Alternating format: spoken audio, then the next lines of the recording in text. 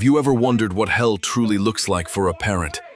Not the one described in mythology, but the real, living hell that begins when you fail your own child. Imagine getting older, your home more silent, your phone barely ringing, each day heavier than the last.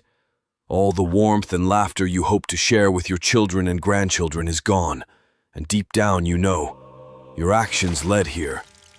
This is regret that burns like fire, not just for yourself, but for your child and their future. When you ignore the wounds you've caused, those wounds become their hell too. Cycles of hurt passing from one generation to the next, all because you couldn't or wouldn't do better. Here, hell is watching your own child suffer, seeing anger and distance in their eyes, knowing they're lost or alone because you failed to give them the love, guidance, or safety they needed most. The scariest part? Even when you realize what's happening, you can't just snap your fingers and change it. You have to look your mistakes in the eye and finally accept the truth. Your choices built this hell, and only your honesty can break the chains. Maybe your intention wasn't bad. Maybe you wanted to be a good parent, but life, stress, or past pain held you back. In the end, all that matters is the harm that remains. Do you feel your child drifting away? Are the phone calls short, the conversations shallow? Do your children only visit out of obligation or not at all? Do you see them happier with other people, or raising their children in a way you never did? That's not just distance. It's a wall built by years of criticism, absence, or control. What does this mean for your future? Isolation replaces family. Silence fills the holidays. A deep, pulsing anxiety creeps in. Who will take care of me when I'm old? Does my own child even care? The fear grows until it stings like fire. You watch others surrounded by love and wonder, why not me? But somewhere inside, you already know. Your child's perspective is different from yours. They remember painful words, broken promises, emotional coldness, moments you may have forgotten or thought were unimportant. For them, setting boundaries or stepping back isn't cruelty, it's survival. Many work hard, in therapy or alone, to break the very cycle you passed on to them. Estrangement doesn't happen all at once. It starts small. A missed call here, a short answer there. Then, holidays come and go with barely a word. Sometimes they cut off contact completely, not to punish you, but to protect themselves. In the USA, children have the power, and often the courage, to choose distance when closeness has been dangerous. And as you age, the consequences grow sharper. Health fails, loneliness bites, regret hardens. You might long for connection, offer gifts or apologies, but unless you change, truly change, nothing heals. Yet there's still a path forward, but it demands brutal honesty. Ask yourself, did my child feel loved, heard, and safe? Did I respect their boundaries and their dreams? Have I ever accepted real responsibility for my mistakes with no excuses or blame? You can't fix the past, but you can choose what kind of parent you are today. Admit your failures, listen deeply, respect your child's needs even if it's painful. Show you've changed not just once but over and over until trust has room to grow again. Because the real hell isn't fire or punishment. It's knowing you could have done better and didn't. Don't wait for regret to consume you. Face the truth while there's still time, and maybe, just maybe, you can build something true before it's too late. If you feel that pain inside, don't turn away. Run toward it. Reflect, change, and begin again. That's how you save yourself. That's how you end the cycle. That's how you offer your children and yourself a second chance at peace. What actually happens to parents over 50 who didn't raise their children properly? When we talk about bad parenting, we're not always talking about violence or extreme neglect. Sometimes it's subtler, more invisible. It's the parent who is always working, too stressed to listen. It's the constant criticism disguised as motivation. It's the parent who was cold when warmth was needed most. It's control dressed up as protection. It's emotional distance when emotional closeness was what your child desperately needed. Your child grew up with these patterns. They internalized messages. I'm not important. Nothing I do is good enough. Love is conditional. I can't trust. These messages became the foundation of who they became as adult. And now, decades later, those childhood wounds show up in how they relate to you. The first sign is silence. Not angry silence necessarily, just quiet distance. Your child stops calling as much. When they do call, the conversation is shallow. They ask about the weather, your job, surface things. They don't tell you about what's really happening in their life anymore. You used to know their problems, their dreams, their fears. Now you know nothing. You're no longer the person they turn to. Then comes the wall. You try to get closer, to reconnect. You ask questions, you reach out, but something invisible stops them from truly opening up. It's not that they hate you, it's that you've become unsafe. Whether it's because of old criticism, old control, old neglect, or a combination, they've learned that vulnerability with you leads to pain. Many parents describe this as feeling like a stranger to their own child. You gave them life, raised them, and now as adults, they treat you like an acquaintance. Polite, but distant.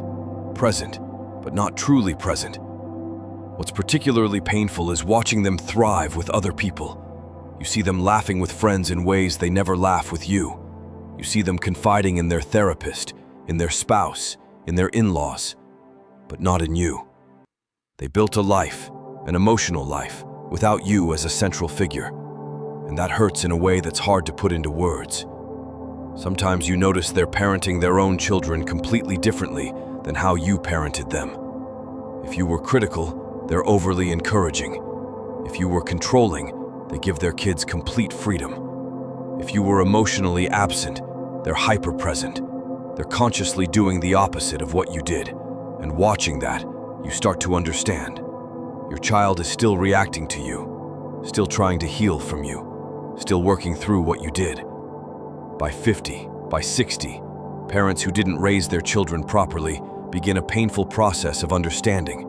They start seeing the connections. Why their daughter keeps changing jobs, why their son struggles with anxiety, why their grandchild is distant, why family gatherings feel awkward and tense. And slowly, terrifyingly, they realize, I caused this. The regret sets in deeply, not the light regret about small mistakes, but heavy, crushing regret about fundamental choices and patterns. Regret that you can't undo. Regret that's written into your child's psychology now, passed potentially to your grandchildren. Regret that you're going to die with. The psychological and mental health consequences. This is where it gets darker, because the external consequences, the distant relationship, the missed moments, those are visible. But inside, something else is happening, something that eats at your core. Regret becomes a chronic condition. It's not sadness that comes and goes with the seasons. This is regret that sits in your chest constantly. It wakes you at 3 in the morning. You replay conversations from decades ago. You imagine how things could have been different. You torture yourself with what-ifs. Research shows that parents who deeply regret how they raised their children have significantly higher rates of depression and anxiety. We're not talking about mild sadness. We're talking about clinical depression, the kind where getting out of bed feels impossible, the kind where nothing brings joy, the kind where you start having dark thoughts. Physical symptoms emerge too. You sleep poorly, or you sleep too much, unable to face the day. Your digestive system suffers from stress. You have chronic pain that doctors can't fully explain. Your blood pressure rises. Your immune system weakens. Regret literally makes you sick. Guilt and shame become different things at this age. Guilt is, I did something wrong. Shame is, I am something wrong. I am a failure. I am a bad person. And shame, clinical psychologists will tell you, is one of the most destructive emotions a human being can carry. It affects everything. How you see yourself, how you move through the world, how you relate to others. Parents describe a specific kind of shame, the shame of failing at the one job that matters most. You might have been successful in your career. You might have accumulated money. status, achievement. But you failed at being the parent your child needed. And all the success in the world can't fix that. All the money, all the status, all the achievement feels hollow when your own child won't take your calls. Isolation amplifies this. Your friends still have close relationships with their adult children. They're invited to family dinners. They're called for advice. They're grandparents who are actually involved. But you're not invited. Or you're invited and feel the tension. You feel pitied, and because you can't really talk about it, what are you going to say to your friends? You keep it inside. This isolation creates a vicious cycle. The more isolated you are, the more depressed you become. The more depressed you are, the more your physical health declines. The more your health declines, the more frightened you become about the future. The more frightened you are, the more you cling to your adult children, which often pushes them further away. Anxiety about the future becomes almost unbearable. You start thinking, these are the people who are supposed to take care of me. These are the people who will decide where I live when I can't live alone anymore. These are the people I'm depending on, and they don't want to be around me. A specific kind of terror emerges, the fear of dying alone. Not literally alone necessarily, but alone in the sense that nobody will really grieve you. Nobody will tell stories about you that show you matter deeply in their life. You'll die, and your child will handle the logistics of your death, but they won't be devastated. They'll be relieved. This fear is so real, so visceral, that it shows up in the body. Racing heart, difficulty breathing, panic attacks that seem to come from nowhere, but are really coming from existential dread about your own mortality and irrelevance. Some parents start drinking more than they used to. Some become addicted to sleeping pills. Some start obsessing about their health, going to doctors constantly, looking for a physical explanation for the emotional devastation they're experiencing. These are all ways of coping with pain that feels unbearable. And for some, and this is the hardest part to say, some parents over 50 begin thinking about ending their lives. The loneliness, the regret, the shame, the fear, all combine into a darkness that feels inescapable. Elderly suicide rates are the highest of any demographic, and for many of those people, the reason they're ending their lives is because they feel like failures, especially as parents. This is the psychological hell. It's not dramatic, it's not visible, but it's real, and it's devastating. How your adult children view your parenting. Now, let's flip the lens. Let's talk about what your adult child has actually been experiencing, because understanding this might be the most important thing you hear. Your adult child doesn't think about your struggles. They don't think about your stress, your intentions, your excuses. They think about their own childhood, the one you gave them. When they were young, they were learning how the world works. They were learning what love looks like, what safety feels like, what connection means. And the primary teachers were you. If you were emotionally neglectful, and emotional neglect can be invisible, it can be just not asking, just not caring, just not being there. Your child learned that their emotions don't matter. They learned that who they are isn't interesting to their parents. They learned that they have to figure out everything alone. And they carried that forward into adulthood. They became adults who struggle to trust other people. Adults who are always afraid of being abandoned. Adults who don't believe anyone could really care about them. They learned these things from you, in your home, before they were old enough to even understand what was happening. Some experience more active harm, constant criticism. Why can't you be like your brother?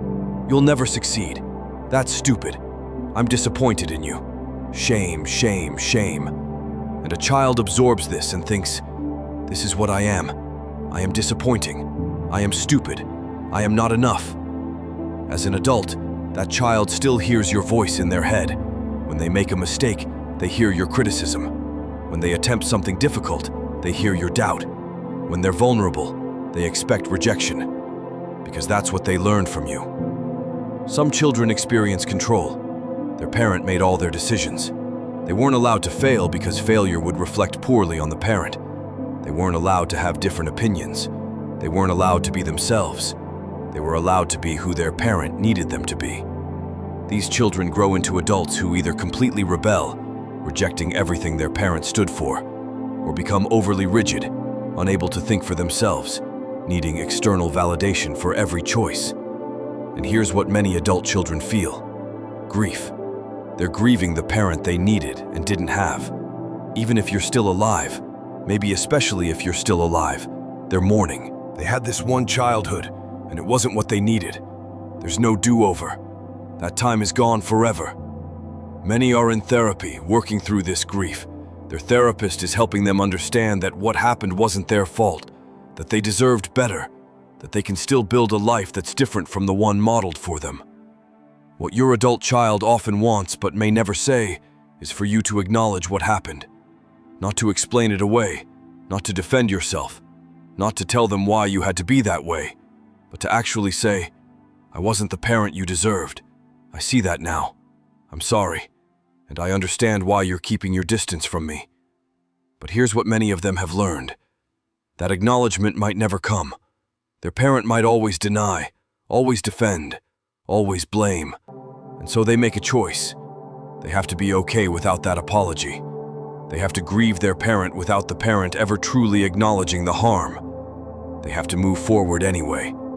That's what strength looks like to them. Not forgiveness, but acceptance.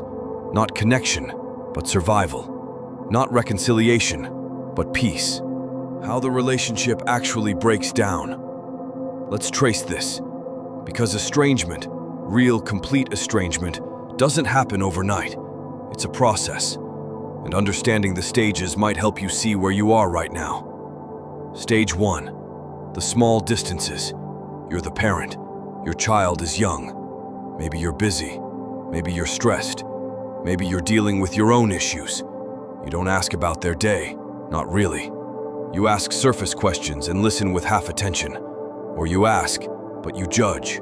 Or you ask, but then you criticize or belittle what they tell you. Your child learns, "My parents aren't interested in who I really am." The small distances compound. Over months, years, your child learns to keep things inside. They stop trying to share. They stop expecting understanding. They build a wall, not intentionally, but naturally. Because sharing hasn't brought closeness, it's brought criticism or dismissal. Stage 2. The teenage years. Adolescence is when kids naturally separate from parents. It's healthy and normal. But if the relationship was poor before, this is when it accelerates. Your teenager sees that your relationship is different from their friends' relationships with their parents. They notice their friend's parent actually listens, actually cares, actually shows interest. They compare, and they pull further away. If you respond to this by tightening control, more rules, more punishment, more criticism, you're accelerating the distance. You're confirming to your teenager, "You can't trust me. You can't be yourself around me. You need to protect yourself from me." This is actually when repair is still possible. If you notice your teenager pulling away and you respond with genuine curiosity, with respect, with interest in who they're becoming, you might bridge the gap. But most parents don't. Most parents interpret the teenage distance as rebellion and crack down harder. Stage 3. Adulthood. Your child moves out. They go to college, or get their own place, or start their career. Initially, there's still contact, phone calls on holidays, visits home. But the conversations are cordial and empty. You talk about logistics and surface things. You don't talk about what matters. Your adult child is building their own life now. They don't need you in the practical sense anymore. The relationship is now purely emotional. And if there was no emotional foundation built earlier, there's nothing to support the relationship now. Your adult child might be in a serious relationship. Their partner becomes their primary emotional connection. They share with their partner what they used to need to share with a parent, except they never had that with you, so they don't feel the loss of it. Stage 4. The conflict. Something triggers conflict. Maybe you disapprove of their partner. Maybe you criticize their career choices or their parenting. Maybe you make a comment that reminds them of everything you've always done wrong. Your adult child sets a boundary.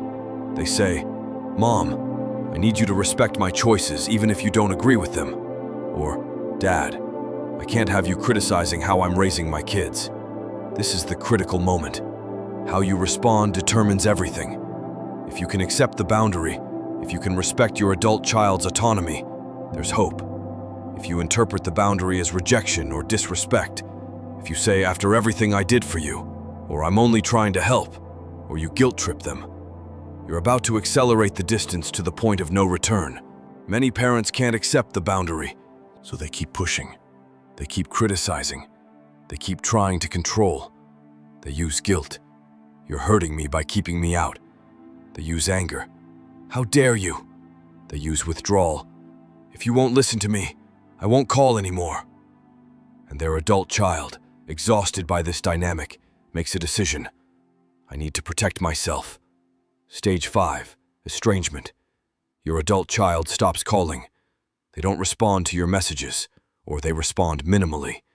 They don't invite you to important events. They don't confide in you. If you see each other, it's awkward and tense. From your perspective, it feels sudden. From their perspective, it's been a long time coming. Years of hoping things would change. Years of trying to fix it. Years of setting boundaries and watching those boundaries be disrespected. Estrangement is the last choice, not the first. And here's what research shows about adult children who choose estrangement. Many of them feel relief. They feel sad, sometimes guilty, but also relieved. Because they're no longer in a relationship that's harming them. They're finally free. For you as the parent, estrangement is devastating, but it's also a mirror. Because estrangement usually means your adult child has decided that the relationship is doing them more harm than good. And often, they're right. The real consequences you'll face in your later years. This is where the theoretical becomes concrete. This is where you start to understand what bad parenting actually costs you. Isolation. Your friends are busy with their families. They're visiting their grandchildren. They're being called for advice. They're being needed. But you're not. You're left out. Or you're invited to obligatory events where everyone's slightly uncomfortable. Holidays become traumatic. You spend Thanksgiving alone, Christmas alone, your birthday forgotten. You reach out to your adult children hoping they'll remember, and you get a generic text message, if you get anything at all. Many elderly parents describe this as feeling invisible. The world moves on, families gather, but you're watching from the outside. One 72-year-old parent described it like this: "I would see my daughter's car parked at the grocery store. We were in the same town, and I couldn't go talk to her. That's when I understood how separate our worlds had become." The fear of aging. You're in your 60s, 70s. Your body starts failing in ways you didn't expect. You have a health scare, maybe a fall, maybe heart problems, maybe cancer. And suddenly you realize, who's going to be there for me? Who's going to care? In America, adult children are often the primary support system for aging parents. But if you don't have a relationship with your adult children, if they're keeping their distance, who's going to advocate for you? Who's going to make sure you're not taken advantage of? Who's going to sit with you during medical appointments? Who's going to care? This fear is very real and very rational. Many aging parents desperately try to build closeness at this point, hoping their adult children will show up. But if there's been estrangement, their adult children are unlikely to suddenly become available. Some parents try to buy closeness at this point. "If you help me, I'll pay you. If you come visit, I'll give you money." But by this point, the adult child often feels that their parents' love was always transactional, and being treated like a paid caregiver makes them even more resentful. Financial burden. If you need in-home care, who's going to help coordinate it? If you can't manage your finances, who's going to help? If you need transportation to medical appointments, who's going to take you? Adult children often do these things for parents they love. But if there's distance or estrangement, you're going to have to pay professionals to do it. And it's expensive. Very expensive. You might end up paying for a nursing home, paying for home health aides, paying for all the care that an involved adult child might have provided. And meanwhile, you're watching other elderly people who have family support, who have their children there, who don't have to pay strangers to care for them. The practical loneliness. Nobody to call when something good happens. Nobody to share your life with. Nobody to ask for advice. Nobody to sit with you during long afternoons. Professional caregivers are kind, they're trained, but they're not family. They don't care about you the way family would. They're doing a job. At the end of their shift, they go home. You stay alone. The fear of being forgotten. Nursing homes and assisted living facilities have residents who get visitors and residents who don't. The ones who get visitors seem more alive. The ones who don't gradually fade. They sit in common rooms, staring at nothing. They don't talk much anymore. They've given up. If you're a parent over 50 who didn't raise your children properly, this could be your future. Sitting in a facility, waiting by the window, watching for visitors who might not come. The grief of not knowing your grandchildren. Many aging parents describe this as particularly painful. They see photos on social media of grandchildren they barely know, or they're not even in their adult child's social media circles, so they don't see anything. They think about all the moments they're missing, the achievements, the milestones, the personality development. They can't help with homework. They can't show up for school plays or sports events. They can't be the grandparent their grandchild runs to when they're hurt or scared. One grandfather, 68, said, I have grandchildren I couldn't pick out of a lineup. And it's my fault, I know that. But knowing it doesn't make it hurt less. The existential terror. When you're 70, 80, you start understanding that your time is finite. You don't have 40 more years. You might have 10. You might have 5. And the people who matter most to you, your adult children, your grandchildren, they're not involved in your life. They won't have good memories of you. They won't miss you when you're gone. Some parents start asking, what was it all for? All the years, all the effort, all the struggle. If at the end of my life I'm alone and forgotten, what did I accomplish?